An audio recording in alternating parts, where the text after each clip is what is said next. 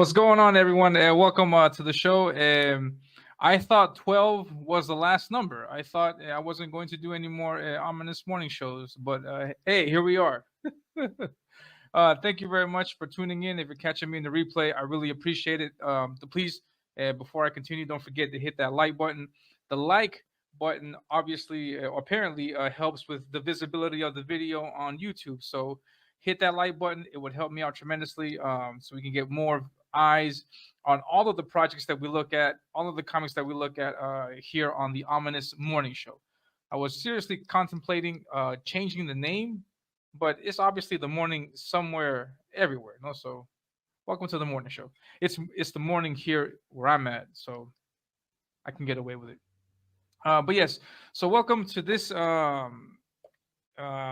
newest, latest edition of the Ominous Morning Show. Today, I have the tremendous pleasure and honor of bringing on a guest who is we've we've uh, we've been friends for a while now, and we haven't had the chance to really talk. So we're going to do that today, and it's going to be really interesting. And yeah, and so this person is jumping into the world of indie comics, and boy oh boy, what a choice he made. But we'll take a look at his project. The art looks great. It's done by Luke Stone, which I'm sure you know is the creator, the organizer, the founder of Fun My Comics, where many of our projects are hosted on. Hopefully, one day I can put my project on there too. But yeah, so it's a pleasure to have him here, and I don't want to take up any more time. So please, without any further ado, welcome to the show, my friend AC Pritchard. I hope I pronounced his name correct. Please, round of applause for AC. What's up, man? How you doing? I'm doing good. I just want to say thanks for having me on. Like you said, we've been friends for a while. Long overdue. Long overdue. Yeah. Got to have you on my podcast as well. You got a Yeah, couple of minutes if you wanna do a more interview like this. You can Yeah. come with me and my wife, or if you want to talk about like something specific, like a movie or something, or more like straight up like guy talk, I guess is the pub, guy talk. Yeah, would be the best way to put it. You could come on to the Iron Seas with me and the boys. Yeah, definitely. I remember that you had mentioned a while back that you were going to do talks and reviews about movies that had come out at the time, and yeah, that sounds great. Mhm. Um, we'll definitely put schedule that soon, and yeah, it would be great to show up on your show, and Yeah. My yeah, wife man. So actually just reminded me that you are on my show, so yeah, we got you in. awesome. Little, That's yeah, right. we We're got you. scheduled. Yep, So yep. exclusive news for everybody in the chat. I will be appearing on AC's show, I think in 2 weeks. So look forward to that. I'll be sure to post information about the video and everything on my Twitter. So please follow me there. Remember also that my information and AC's information is also in the description below. So please check that out. Yes, And yes. I was actually surprised because you're not just a writer. You actually dip your toes in everything. You have music, you write books, and there's a lot to digest there. So could you Mhm. please tell us a little bit about yourself and what brings you here to our neck of the woods? Well, as you said, like I do a little bit of everything. I uh, I consider myself these days mainly like an author or a writer. Um, this year, I'm a comic book creator. I did some writing for my free content just to you know keep my feet wet, so to speak. Yep. Um, which episode 3 of that is going on the Substack pretty soon. It's been done for a while. I just wanted to give it one more good edit, but got caught up with all this stuff. But yeah, like podcasting, I got a couple shows. Uh, uh, Music, I got like a over 20 song discography and like a decade under my belt of like live performing and stuff. I've even like been a movie review columnist for the local newspaper and everything. So I've had a column at one point in time with a press pass even. That was pretty crazy. Mm. But Yeah, now I'm doing comics. I'm trying to get the graphic novel out there just to have branches in every direction, make connections and friends with comics, and just see where the road takes me. You know what I mean? Um, and Definitely. it'd be cool to have one story that's like in every format too. This, if I get this, it'll be the like the last format aside from like video. You know, we're not quite at live action level yet for the orcs over here, but yeah. Nice. Yeah, eventually it would be great if it gets to that. No, Yeah, so yeah. the name of your comic is A Saga of Sunsets. Is that correct? Yes, sir. And, Yes, and you're sir. saying that this comic, the comic form is the latest rendition of this. Like it's existed before as a novel, as a book. Yeah, yeah. It's actually a short story, which is how I'm able to give it like a defined beginning and a defined end. Um, because it's a short story, so it ends at the end. You know, Oh, so nice. a lot of people I know they get caught up on the cliffhanger stuff and like maybe get intimidated by fantasy right off the bat because all of it seems so dense. Like as opposed to superhero fantasy, right? Like Yeah. superhero fantasy, you can kind of just jump in because you know it's a superhero story. Like look at the Incredibles. Um, they kind of did the entire Superman plot with both their movies where they say yeah there's villains, there's superheroes, yeah, but it's about the family, right? The Superman Exactly. plot, to clarify, I mean, is like the plot about Superman is very rarely about he superhero punches bad guy in face. How do you do that for like an hour or like for the entire episode? You know what I mean? So like in Yeah. Superman's power is he like beats everybody. He's Superman. So the real good, I mean, historically well written Superman plots always involve like he can't get along with Lois or like his family is in trouble or he's struggling with like his heritage, you know what I mean? There's Mhm. all that gritty human stuff because at the end of the day he is an alien trying to be human, so Yeah. that's cool. The heart in conflict with itself is also another, like Superman, if you wanted to you could throw a whole bunch of really interesting writing devices at Superman. So when somebody takes a superhero story and kind of or like not even just a superhero story but like we'll be more specific and say Superman, when they just take him and just kind of like do the obvious surface level thing, you can kind of tell that they're not really a fan of Superman and at least in particular. Yeah. But I digress. People are intimidated by the density of fantasy, so I wanted to give this a defined ending. I decided a short story would be perfect to adapt it into a comic or a graphic novel. Originally, it was going to be 3 issues, but I decided, just get her done, rip the band-aid off, right? That's true. That's what many people say. Because especially me in my case, like I uh, I try my best to make sure that I cover every aspect of the comic, and I work on this, I work on the art and the writing, and try to get everything just precise before I launch it. But I've been told many times just the best thing to do is just go ahead and launch something out, and so yeah, that's great. And so Oh, that's a and thing. Like, just launch it out. yeah, like people, I mean, people recommend that, like, just because the idea is, or at least from the artistic point of view, from an artist standpoint, like your first comic is never going to be good. So no matter what you do, it's going to suck because you're just starting out with it. Yeah, yeah. So it's good to like just draw panels, yeah, work on your sequential storytelling, and there's a lot of things involved with it. I've learned a lot in my last 2 years doing working on my own IP, and so yeah, it is true. It is true to a great extent that just go for it is probably the best thing to do.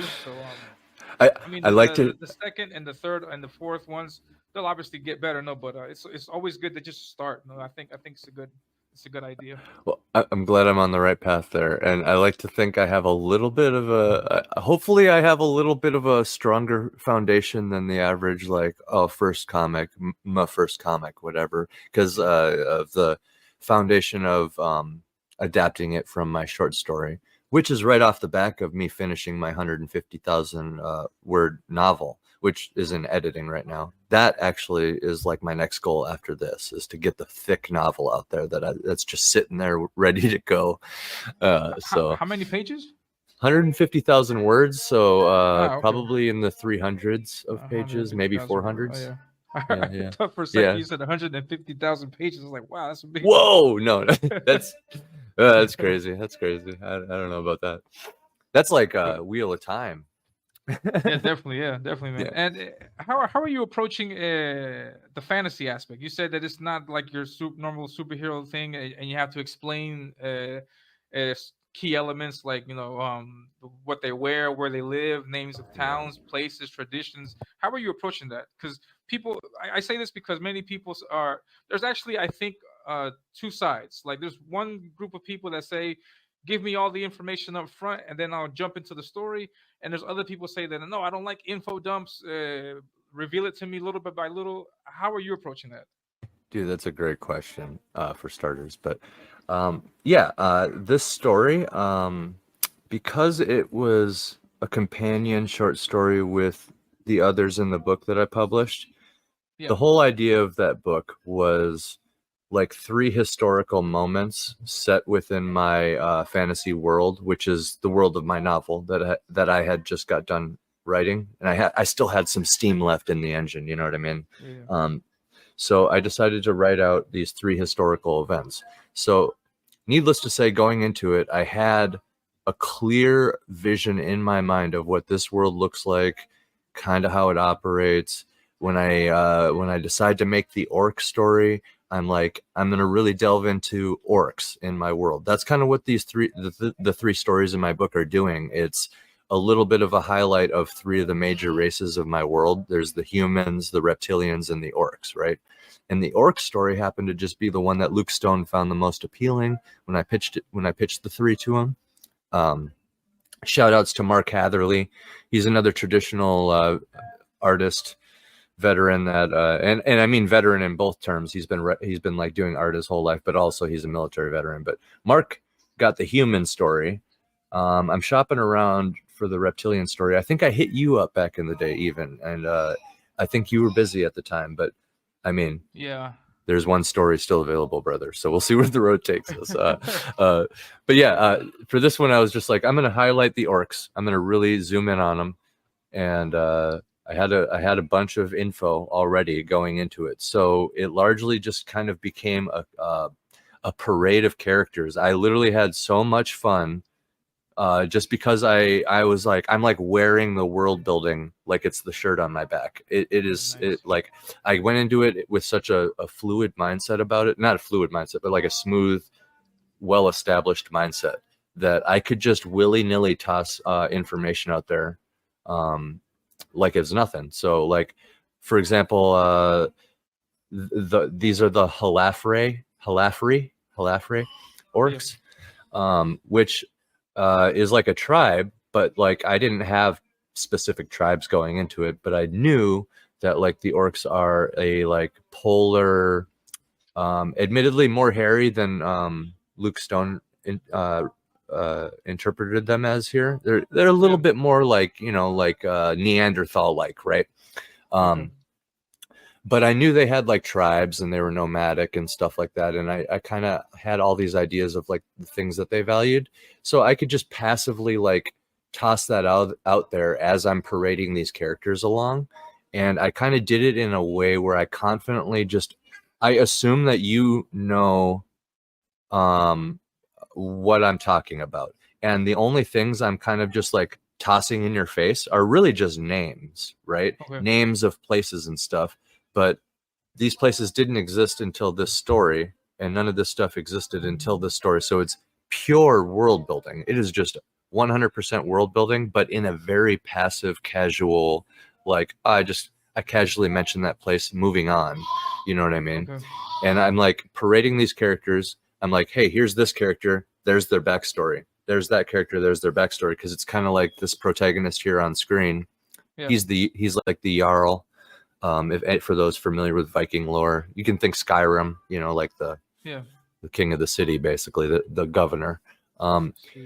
Yeah, but he's like the Jarl, so he kind of like sizes everybody up as I present them, and he's like, oh yeah, that dude's like, this is what I think of them. And I can't believe he's famous for doing this thing that one time. And then it's like a very quick, like 1 or 2 paragraph at most flashback.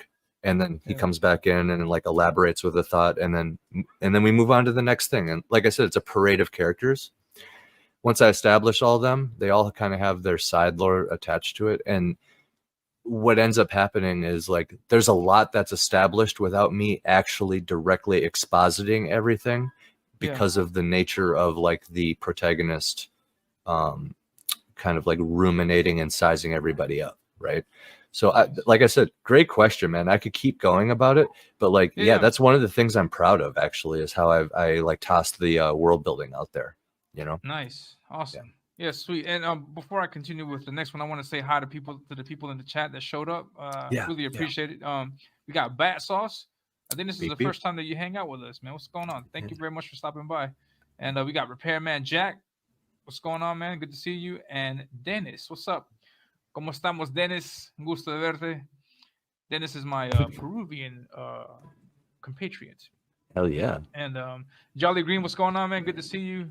And just to Bat Sauce's comment, Luke Stone is not this is not his first time doing comics. He's been doing comics for a long time.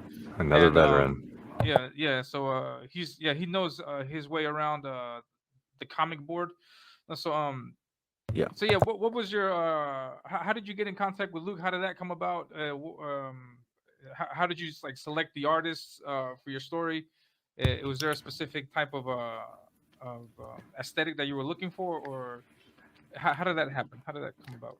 Another good question here. So, I actually used to go pretty hard on Twitter back in my band days, and I got up to like 10,000 followers, but have since like restarted, deleted that. I took like a 7-year hiatus or something just from the internet in general, kind of when like I got disillusioned with like the industry and like kind of social media in general. Like when you start realizing they're just kind of farming data and like, certain things it's not like necessarily a fair system, so to speak, because of like things like the algorithm and stuff. You know what I mean? Got disillusioned with that. But when I came back and rejoined Twitter and stuff, I was really like in this like my book was done already, Elliot. It was done already. So I was like, hey, it's very much like walking back into the world with a book under my arm and a kid under my other arm and a wife by my side. When the last time I was at this place, I was a lone wanderer. You know what I mean? Nice. So I came back and I'm like, yo, where the artists at? Where are the writers at? Where are the podcasters at? Let me in. And basically I had like a YouTube, I had the people I watched on YouTube, and I basically was able to import a lot of followers that way, like finding people essentially.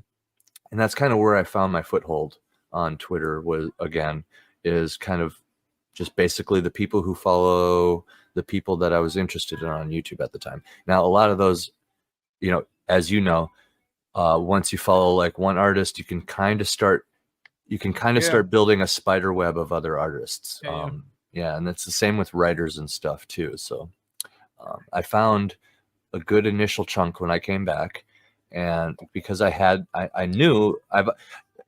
Elliot, when I started my book, it was originally a comic. I'm not going to lie. I've wanted to do comics for a long time. My 150,000 word novel originally started in my mind as a single panel. I see it in my mind still. It's a single panel of like a colonial ship, like a fantasy colonial ship with like a badass female pirate at the lead, and she's got all these reptilian like honor guards at her side, and they're blasting a pyramid on this undiscovered island with like cannons, and all the people are like and it's like that evolved into something way different.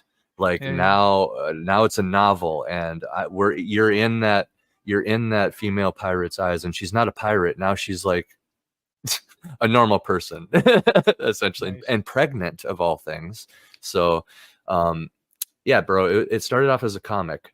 So when I came back into Twitter with the finished product as a novel under my arm, and it's so different now, I knew right off the bat, I'm like, I need to find artists. at least for book covers and stuff. Yeah. And so Luke was one of those that I got algorithmed or I got wind of, and some and you're one of them too, to be honest. So like whatever you're doing right too, Nice. because there's a certain amount of you guys that were kind of just handed to me based on who I already followed and was interested in and stuff. But once I got that initial list, I was able to kind of go through and weigh it. Like, yeah, there is a certain aesthetic. Like Luke, you and Luke are kind of similar in a certain sense. Like that's kind of why I hit you up too. Like there is a certain aesthetic that I like. You know, I'm a fan of like anime, and like part of my childhood is like cartoons. Like, yeah, I did watch like the original Spider-Man cartoon and stuff, and like the American stuff. Yeah, but like I also watched like Dragon Ball Z, you know, and that is cell shading and all that, you know, and but with like a still like subtly realistic look. I don't know. Yeah. So around that same time I hit you up, I was also hitting Luke up because I was kind of inquiring, you know, and we hit it off. He told me his prices and I was like, okay, yeah, I'll get back to you when I got the money. Shortly after that, he appeared on Iron Age Nights with A Drink with Crazy, if you're familiar with that.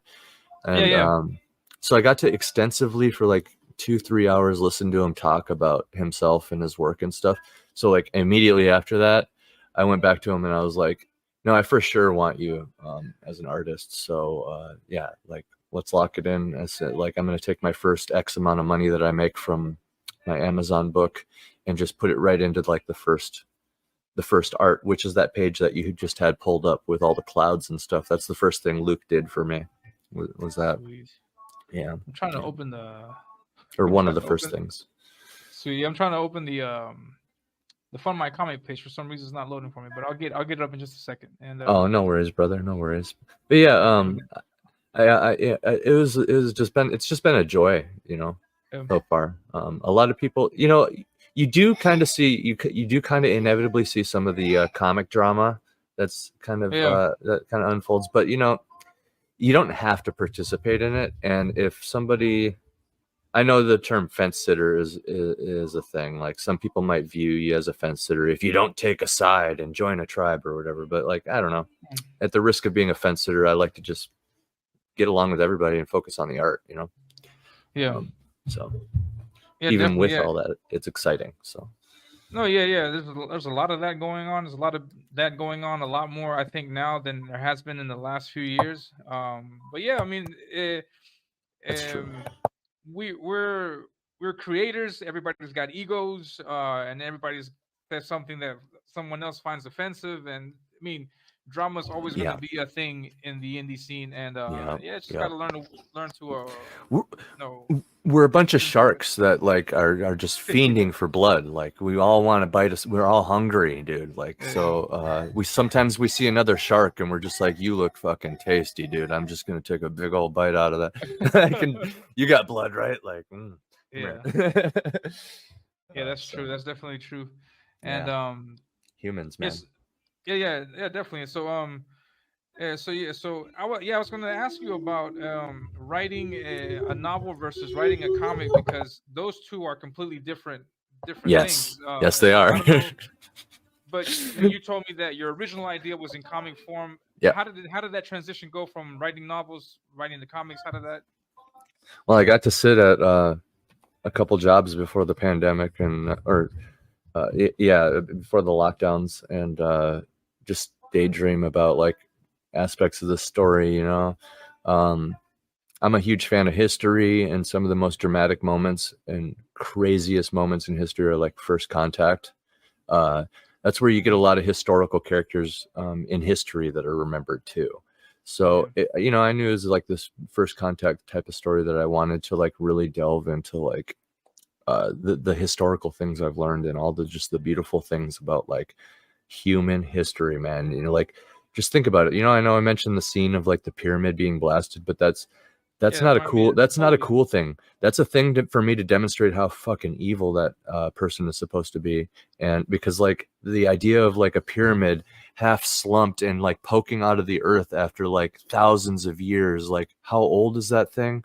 Oh my dude, like if there's one thing that'll make me genuinely sad and heartbroken, it's like what we saw in the Middle East with the Sumerian artifacts being destroyed by ISIS and like the Taliban and stuff like that. Like Yeah. those beautiful like statues just being smashed. Like that is like the Library of Alexandria, stories like that of just all this lost knowledge and just history. It just bums me out. So like that always felt like a compelling place to go with it. But anyway, I got to like imagine a lot of the story just as I read firsthand accounts of like just everything. Really, it wasn't always first contact, but like these firsthand accounts are just so fascinating. Elliot, I don't know if you've ever like just thought of any historical thing that you're fascinated in and just tried to find some sort of firsthand account. Just hearing it from somebody who was actually there, essentially. Yeah, Even if they're lying, it's still fascinating, dude. It's still yeah, because fascinating. we have a bunch of museums here, and for example, yeah, because Lima, where I live, is incredibly historic. There's a lot of wars, a lot of things that have happened over the years, and it's amazing how we've come across on many museums of some people that have been related to these historical figures from the past, and just hearing what the stories that they heard from those ancestors is yeah, it's incredibly amazing. And Mhm. just to think like where you stand, or the place that you normally go to, what's once in the past uh, a place where there was people dying, battlefields and stuff. So Yeah, it's really interesting. It's really interesting. And I yeah, love so it, dude. I can see where the I can see where the appeal is for that, and so that's really good. Yeah. And so, it's does that mean that you're going to like find a way to blend this historical events with these events from from your comic, from your story? Is that Well, kind of. I'm realizing as the more I write, because of my fascination with history, I just cannot help but be inspired by the real world. I often say that the best inspiration comes from real life. yeah, Uh, definitely. I'll stand by that, man. If you ever have writer's block, like you're just in a slog, you're in there just like world building like crazy, just pause, shut everything off, go toss on, like I said, a firsthand account. Have somebody on YouTube just like narrate a firsthand account for you. Go toss on a really interesting like documentary about a battle. Do something like history Mm, related. Learn about the Roman Empire. I don't know. Do whatever. But like if you dive into history or just like some sort of major event, pick a crusade. Choose your character, Joan of Arc, Shang-Chi, Blackbeard, whoever it is, yeah, Alexander the Great. Just choose somebody and like find a detailed account of their life because like it is so inspiring. Like there's a reason they call some of these great people great, even though they're terrible. It's mm. because the story is so great. It's yeah, grand Yeah, scale, epic stories that happen. it's Yeah, large. Yeah. So yeah, essentially there's a few things that went into the novel or whatever, but like as far as this one, like I said, I came out of that novel um with I learned a lot because after I finished the like it started off as a comic, then I was like, oh, this is actually super efficient as a novel. And I even wrote the novel in an interesting way, like with the perspective of the character and the tense. Um, it was challenging, and which is why it's in editing for so long. But I just want to make sure it's good, right? Just good edit. But coming out of that, having all that, like this entire world established in my mind after that novel, I was able to continue having fun with like history. Uh, and this is the short story that the comic is based off of here on screen, Mortal yeah. Descent on Amazon. But I was able to, with these stories, just kind of pick some other historical events that were really fascinating to me and like dive into them too. Cause like I think it's clever. I think it's clever for writers to kind of trick the reader into learning, right? I know I've noticed a couple other writers do this. You just like for example, that my comic is based off of not based. It's not based off of it. It's inspired by the story of the Kensington Runestone, if you're familiar. No, I'm not familiar with Kensington. What? The Kensington? Kensington Runestone. Oh, okay. There was a runestone found in a farm, a field in Minnesota, bro. Huh. That's why Minnesota is so obsessed with Vikings. You know, the Minnesota Viking football team, right? Yeah, definitely. And not only is there a lot of ancestry from like Nordic countries in Minnesota for Mm. immigration reasons, but they also found this runestone that some people debate is a fake or whatever. But I went to the museum and I checked it out, and bro, even if it is a fake, the whole story behind it is so compelling. Like, Yeah. why not, right? Essentially, it says like okay, so the whole idea is Vikings never like really made it past the east coast of the United States and like Canada. But this runestone is found in Minnesota, so all the way on the other side of the Great Lakes, right? Yeah. Which you can get from the ocean up the Great Lakes to the interior. Yeah, you can do it. So think about it. Like the Vikings could have gone there. It's totally plausible. But like the runestone, when it's translated, it basically says, "Hey, we traveled all the way from what's now Newfoundland. It's Vinland, Greenland, essentially. We traveled all the way here from Greenland, and we left we left like half of our party to while we went over to go fishing. They were just watching the boat, and when we came back, they were all dead." And how they described it, red with blood, is the Nice. Wow. description. Yeah. And they said Ave Maria or something like that. So there was Christian. They were Christian Vikings also, which is an interesting thing. So it was a long time ago, but not that long ago, if you think about it. And it's just fascinating. So it's like they came, they probably did Viking stuff. Let's be honest. They probably did Viking stuff. Pillage. Yeah, or just like not at the very best, they didn't give a fuck about like what they were taking, or like chopping down or burning or what animals they killed. You know, a lot of indigenous like tend to worship a certain animal, for instance, like especially if it like just symbolizes some idea like the guardian of the forest or bounty or like fertility or something like that. So like killing it just seems sacrilegious. There's probably something like that involved. Now, this is my band. Yeah. But yeah, they probably came, they did Viking things, and then as soon as the opportunity arose where like the party split up, the Vikings split up, indigenous came and wiped them out, and they made that runestone, propped it up, and probably went home. Or that's where the imagination can start running wild, because it's like, okay, the situation where there's these Viking like people who are from a very far away land, right?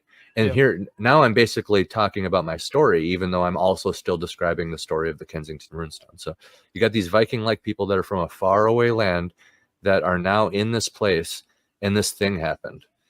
What happens then? What do you think happened next, Elliot? When a good chunk of the men that you brought on this, you're basically on Mars.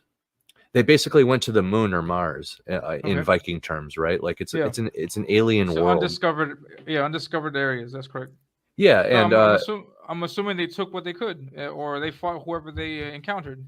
Right, because can you even make it home on that longship if like you don't have all the men available to row? Like maybe you just barely made it because you have that many dudes. Yeah. So when like a good chunk of them die, are you even making it home? And then what do you do after that? Do you just go take vengeance? Do you try to like live in the woods, try to build another longship?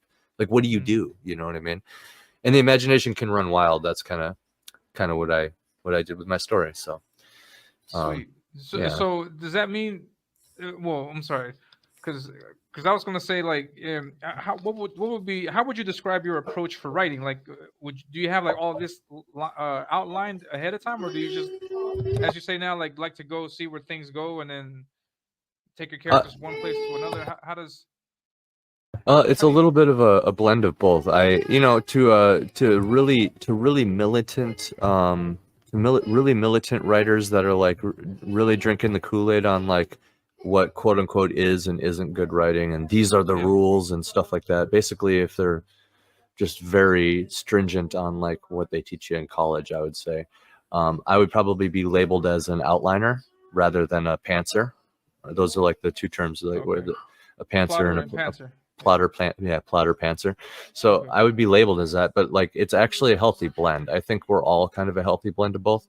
um I do have a certain amount of outlining that happens. Like one of the first things I come up with is a bank of names. I just come up with all my fantasy names, which each of them actually translates into something off of real world languages. um in this case, I tried to stick to Nordic slash northern slash northwestern European languages for the creation of my names. Like for example, the flying Viking ship in this story is called a Skistjern. Skistjern, SKY. Yeah, it's like SKYSTJERNE, Skistjern or something like that. And That's that a is Viking actually, term. yeah, it means sky star in the That's dope. sky. Yeah, I sky like star. that. Yeah, That's dope. and that's just one example. Each character's name kind of translates like that. It's not like I keep the exact spelling either. I will change the spelling a little bit because I don't ever want like a point where like people are like, oh, that his name literally means this, directly translated into like Dutch or something. Yeah. Like some Dutch person happens to catch wind of it or something, and it just takes them out of the story. So I do change it Yeah. a little bit, but every name and place means something because I derive it from existing languages which are as close to the inspiration as I can get it, just to be respectful. Sweet. Yeah, you That's don't awesome. want to you don't want to give like one example is the human story in my book. It's basically the annexation of Poland. So I Yeah. got to like follow some key events and kind of unfold it under my own terms, basically, with like within my world, right, within the rules of my world. um but yeah, like the invading evil empire, the bad guys from World War II stand in Yeah. are it's the Fürchten Empire, which is German for fear. Ah. Yeah, and I think the Polish stand-ins are like their country translates into like summer festival or something like that. Sweet. So it's like the Empire of Fear is invading the summer festival. So it's like, you know, That's awesome. yeah, dude, I have fun with Sweet. it. I have fun with it. Yeah, but And go go on. ahead. Go ahead. Go ahead. Oh, I was just gonna say I realized I didn't answer all of your question earlier. The process is super interesting of going. I wrote my script, the script myself, um, and which God bless Luke's heart for trudging through all my ramblings. Hey Hojo, what up, man? I What's know up, you. Hojo? Hojo's on my show tonight. Shout outs. Sweet. Come to the Pritchard Pub tonight at 8 p.m. Central. But yeah, anyway, uh the adaptation process was super fun to me personally. Some people might find it a little bit dragging to go from novel to basically a screenplay or like a script for a movie. It's because it's not Yeah. that different. It's not that different than that. Yeah. Screenplay to comic, not so much, but like novels to comic, yeah, that's a big change. It is, and I suddenly I realized I'm like all these places that change all the source material. Like think about Peter Jackson's Lord of the Rings. He actually did change quite a bit, but it still worked because he kept the right things. He was respectful. He was trying his damnedest. Like that's the thing. You just got to try your hardest and like be respectful. And people will. I mean, they might still criticize where it's due, but they're Yeah. not gonna hate you. They're not gonna like deep rootedly hate you because this dude tried or whatever. Um, But yeah, like I started realizing some things kind of have to fall by the wayside, right? Like, because I could just have my entire novel as the little narration text boxes popping up. I could just put my entire novel there, or I could just try to make a freaking comic, right? Yeah, definitely. uh, Yeah, um, that's the difficulty of it, is like making sure you get the right image with the right word, and making sure it hits right at the precise moment. Yeah, I remember that's a big challenge. Yeah. I remember my first, because I do the lettering too, and I remember my first panel that I got from Luke. I excited, or not panel, but like the first page of sequential art. Yeah. I got all excited and I immediately went in and I started lettering it and I sent it back to him and I'm like, "What do you think?" I was all excited, and even then I thought my lettering was too small Yeah. because like my eyes are terrible. So that's actually something I'm realizing is a detriment when it comes to lettering, is just sizing things up. I gotta, you know, I think I have to do a different type of process just to make sure it's all Yeah, consistent. they have like fonts, like set standard of They fonts that do, you can they use. do, and I'm realizing now I can just make sure things are like each image is the same size and like Yeah. just remember the exact size I did in the fonts. And yeah, I figured it out by the end because Yeah. I have a 15-page preview in Anvil magazine as well. So that's all Sweet. lettered and stuff. And by the end of it, yeah, I had a pretty good rhythm. I'm confident to letter the entire graphic novel at this point too. And I've only gotten better since. Like I did this image here. I cut out all these characters, put them together like a Star Wars poster, and then Yeah, it looks like dope. I like it. yeah, and the whole purpose is just a promotional poster. Like Yeah. a couple Twitter accounts thought it was the book cover, and I'm just like, no, the book cover is actually being made right now. I got the first. The image that I showed you is not the book cover. No, bro, no, that's actually Oh, just sweet. a placeholder. I can reveal the book cover right now on your show if you'd like. Oh, that would It's be great. it's what I have so Exclusive. far. We love Yes, exclusives. yes, exclusive. It's what I have so far of it from Luke Stone. So, but yeah, the process was interesting. You know, Nice. you write that script. Once you get past that, it's pretty awesome because And you get to become the manager at that point. And you just sweet. sit back and you're just judging the art that comes in and making sure it all Oh, comes along nicely. Yeah. So let that me see looks if I can zoom in nice. here. There we go. Sweet. There's the Let's zoom look in. at the deets. Nice. That Yep. looks dope. And And you this is can the kind main of character. this is the old king. This is like Oh, okay. the character. You can kind of see the flying ship in there, I think. Yeah. Very There it is. light. Yep. Yeah, And then yeah. the moon is going to be in the background. And That's th- dope. That's the nice cover. I like thanks, that. man. It's going to be like the pulp noir cover Yeah. for the oversized color pop edition. On the back it'll be the Jarl, and it'll be Yeah. like red on the front with the red moon, and the king will have a glowing red eye like Goblin Slayer, and then on the back it'll be a blue moon with like the protagonist with like snow, like a Oh, field that's of like a dope. blizzard.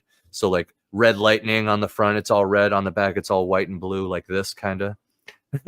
That's Yeah. awesome, man. I like how you guys are working that out. And Oh yeah. before I forget, what's the creative team? Who's the creative team on this? You're writing, Luke is drawing, you're doing the lettering, Mhm. the colors. Who's doing the colors? So Luke has a team of colorists in Luke Yeah, he Stone showed up. Studios. I think yeah, he does. I think a couple of them. But the guy behind the colors for this was Edgar Tavitas. Tavitas, I think Yeah, it's Tavitas. Um, fantastic, yeah. fantastic work. Holy I crap! love this image here. Like I like his colors here. Yeah, really great work. Yeah, dude. Great stuff, There- man. There's a couple of them that really stand out too with like the lighting. Yeah, The upper right corner, check that out. Check that corner. Look at that. yeah. That the lighting. Yeah, that's dope. That really got me. I was like, oh, Yeah, that's that's probably dope. simple. It's probably simple too, but I don't know. It got me. But it all blends, it all works together. Yeah, I'm always amazed when because I as an artist, I draw the image, it's black and white line art, and then I give it to the colorist, I get it back, and then it's like completely like the colorists add so much more to the image. And yeah, whenever I see comics that are in color, I'm a big fan because it's it gives you a much more complete image in my opinion. So My So that's goal good. for Good my stuff. goal for this, man, is just 72 plus pages of just glory, just Yeah, that's absolute, dope. like, I like when you open it, I want you to be like, damn, and then turn the page and be like, damn, you know what I Yeah, mean? yeah, yeah, Yeah, definitely. so Awesome. And I had a question. You have a 15-page preview you said on Anvil, yep. and are you or would you ever consider like having that like as an ash can or having that maybe like a supplemental on the campaign where people can or as a yeah maybe like an ash can like a preview book before the Oh, that's interesting. to get people So like or are those pages available on the campaign so people can see what ooh, to expect? that's a good idea. I should run that by Richard. Are you talking about just like something they could view, like, here's the preview right here, look at it, like, kind of Yeah, thing? because if it's a preview, in my just my thoughts here. No, like if it's a preview and you have this 72-page comic and this is your first book, and people sometimes are like, man, I don't know, because we've also been hit in the last few years. Like we've been getting hit hard by late books or books that for some reason aren't finished on time and things like that. So people are always excited to see like finished pages with text dialogue that they can read so they can get an idea of what kind of story or what book that they're getting when they back. So it was just a thought because maybe you can make that available as a PDF or something. I don't know Yeah, because yeah, getting previews I that's think would always be great. That's that's a not fantastic idea, dude. Fantastic idea. I should run. I actually I will run that by Richard, from Anvil Magazine, and just make or sure it's okay, maybe or because maybe we do like have a 4 pages. contract. That's the thing. Yeah, yeah, Oh yeah, that's what I'm thinking. yeah. Maybe That's what like I'm thinking. Like, maybe not even the beginning. Just like, let's just jump right into like a few of the really good pages, yeah, and like, because you don't even need to know what's going on. Just, but like, here's the lettering. Here's some yeah, beautiful pages. Yeah, yeah. Um, I think I yeah, that I would be cool. do, on the campaign page, I do try to show off some cool stuff, but I was Yeah, hesitant because I didn't want to, like you said, it's my first campaign. How much is showing too much before? But then I got to keep in mind there's 72 pages. I could show all 15 and it would not dent the book. Like, who cares yeah, if the entire world knows the first 15 pages if there's like 72, over 72 yeah, of them, you know? exactly. Yeah, yeah. So Okay, yeah, I got it. I'm planning to update the video on the campaign page, with a very special reading from a very special narrator, a direct excerpt from the book, from the story, and I'm gonna use art that I already have to kind of basically create a digital comic right there for you, so you can get a taste of the story, and Sweet, then that's going to be my campaign video. Like, here's the story, um, nice. but when I do that, I will definitely I will I'll try to see if I can at least get like a few pages from Richard, or not from him, but like, you know Yeah, is, definitely. Oh, see if we can get greenlit, it. no approved. Yeah. Nice. And yeah, here for the people in the chat, I'm scrolling through the page, the campaign page on Fund My Comic. A lot of great art, a lot of really good stuff here, and Hmm. we can see the colors and everything. Really good stuff. Yeah, you Hmm. said that this is the orc story that you had written, but there's also a human and also a reptilian story, I think. Also, yes. Yep. Yep. The reptilian story, just to really oversimplify things, if this story is the Kensington Runestone, Yeah. the reptilian story is the story of Boudica, the warrior queen, and the human story is, like I said, the annexation of Poland during World War Nice. II. But in that one, I said it more in like Napoleonic, Yeah. just getting into World War One barely kind of time. So it's Yeah. like that event, but like dialed back a little bit. Sweet. And so this is a one and done story. Like this is Yes. there's not going to be a second. You jump in, I parade the characters, we go on the adventure, and the story ends, brother. And Sweet. and it's That's a and awesome. it's like, I want all my stories to have family as like a Yeah, theme, definitely. big time. I love So that. like, many of these characters are like fathers, like the two main protagonists, the king and the jarl. Yeah. They're both fathers. The jarl has twins. The king has his three sons with them, And there's a scene, you know, when the king says goodbye, because the whole plot of the story is, you know, the Jarl is promised the crown if he can get the king to a place where he can die peacefully on his own terms, which happens to be in this alien world that he went to when he was younger, like the new world, right? He wants to die in this place. But I digress. There's this whole scene with the king and his sons, and it just like gets me every time, because it's like, you know, my own father is no longer with me, so I feel like this is like also the fatherhood story. Like I realized a lot of my subconscious insecurities about being a father and chasing dreams at the same time kind of came out. Like definitely. The choices the protagonist makes, like it's like, yeah, he's chasing ambition, but he has his sons along. Like, what is really the most important thing, right? I'm parading all these characters and I'm telling you what their great deeds are. I'm telling you what their greatest deeds are, but the whole entire time their children are right over there, you know, debating with the rest of them. Those are the most important things, right? Definitely. So, yeah. That's awesome, man. And go ahead and finish. I thought you were gonna... Oh, that's it. I can just keep rambling about fatherhood and stuff. I just realized a lot of my own insecurities came out, you know, like even the old king kind of reminds me of an idealized version of myself with like my dad, but he's not perfect either. Like when he says goodbye to his 3 sons, like one of them, the youngest, really doesn't understand, much like younger siblings wouldn't, right? Yeah, exactly. He just gets angry, you know. So yeah, that's the thing that I really miss about, or that I have always wish were included more in the media that's coming out nowadays. There's like a lost sense of family. Like parents die, and there's a lot of orphans, and even in comics like Spider-Man, Batman, they don't have their parents, and so I think it's really important to show that side of family, because family is important. Family does influence decisions one makes, especially being a husband and father and having that role. So it's really good to see what that dynamic brings. No? So it's it's really interesting to see that, and that's sounds great that you're including that in the comic. Yeah, dude. Every Excellent. story. Yeah. Like I said, that evil quote unquote pirate queen shooting the pyramid or whatever that I first saw in my mind. She is now like a musician and pregnant and just kind of a stowaway. You know what I mean? She evolved so much. It's so crazy. Yeah, definitely, man. Yeah. Awesome. The pregnant thing though. It's crazy.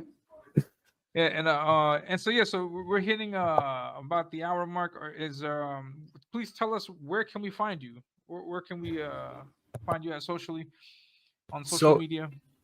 basically, all social media is going to be just AC Pritchard with underscores. So A_C_Pritchard on everything, except for I think Discord is no underscores. My YouTube, which you'll find Elliot on at some point, and Hojo on tonight, is Pritchard Pub. So go check that out. That's 8 p.m. Central, excuse me. And you can find our entire podcast archive with edited audio, as well as like past episodes of like Iron Seas, which is my other show, Sweet. On Substack, which is pritchardpub.substack.com, which leads to Spotify and all that. And of course, fundmycomic.com/ASOS. This is like the most important thing I've done so far, in my opinion, more than the 20-song discography, playing live shows. None of that matters as compared to this, in my opinion. Like being able to give this to my son would change my life, to be honest. So that's awesome. And the Pritchard Pub, you said, is on every Wednesday at 8 p.m. Central. Pritchard Pub is Thursdays at 8 p.m. and Iron Seas is the Iron Seas podcast is Tuesdays. So it's Iron Tuesdays and Pub Thursdays. So that is right, because today is Thursday. Yeah. I thought today was Wednesday for some reason. Yeah, that happens to me. I know why this happened, because normally I host a show on Wednesdays, but I've got different time thing that we're doing. Yeah. Yeah. We're glad to have you on Fun. Yeah, definitely, man, definitely. And thanks, Sojo. You're the man. Yeah, Hojo's an example of running a campaign. Like you should if he's got any advice to give, you should listen to Hojo because So you're like the third or fourth person. So okay, yeah, when Hojo's bro, Hojo, when people come up to you like you're the new guy, I like to think people kind of, I kind of like did the right thing when I joined up. Like I don't think anybody hates me as far as I know is what I'm saying. But like when the new guy comes up and everybody you run into is like, yeah, you should probably talk to Hojo, probably yeah, probably talk to Hojo. And then on top of that, funny thing, Hojo was actually supposed to be on our show already. yeah, But the last time, me and him just ended up shooting the shit and talking backstage like for like an hour and a half. So when you see the thumbnail tonight for tonight's show, it's actually a really old one from like our 14th episode that I just decided to use. I was like, that's funny. nice. I'm just gonna I'm just gonna use the old thumbnail because Yeah, yeah, because there was an idea, a trend back in the day or well, a few years ago that any creator that wanted to do anything important in the indie scene first had to have a YouTube presence, had to which influenced the reason why I'm doing YouTube. But nah, they had to be on YouTube. They had to do this. They had to do like these steps of things. And then Hojo just said, "No, I ain't doing none of that." And he right. came through and he put out his book, The Mythicals, and great success. And Hojo hustles like nobody's business, man. He does. I'm a big fan of how he promotes his book, and great stuff, man. Oh yeah, Hojo. Yeah, no. Now you have two books under your belt. Yeah, you're Not not the a new you're guy not a newcomer. anymore. Yeah, you're not the Yeah, new not guy. anymore. Yeah, Yeah. it's the veteran Hojo. Yeah, yeah. Yeah, dude. And For real. yeah, veteran in both aspects of the word. No, because he's also a veteran for I real. think I So hit him up a while ago to comment on a movie yeah, thread or something because I was contacting veterans for a review I was doing just to have them weigh in. I can't remember what movie it was, but yeah, and I can't remember if he weighed in. Some of them respectfully declined, which I understand because I think it was the nature of the movie. It was kind of war related. yeah. So yeah, I totally I'm get a, it. I'm always down for commenting. I love watching movies, and it's just like it's my thing. But like the number one thing that keeps me from doing anything more than what I already do on social media and on YouTube is time. Like I can't, like I have Yeah, as you understand this, and you're a father and a husband, so there's always things yeah, we have to do.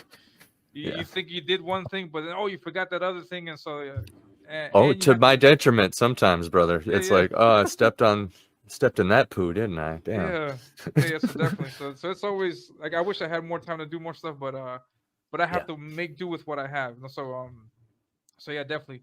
What's up, Mo?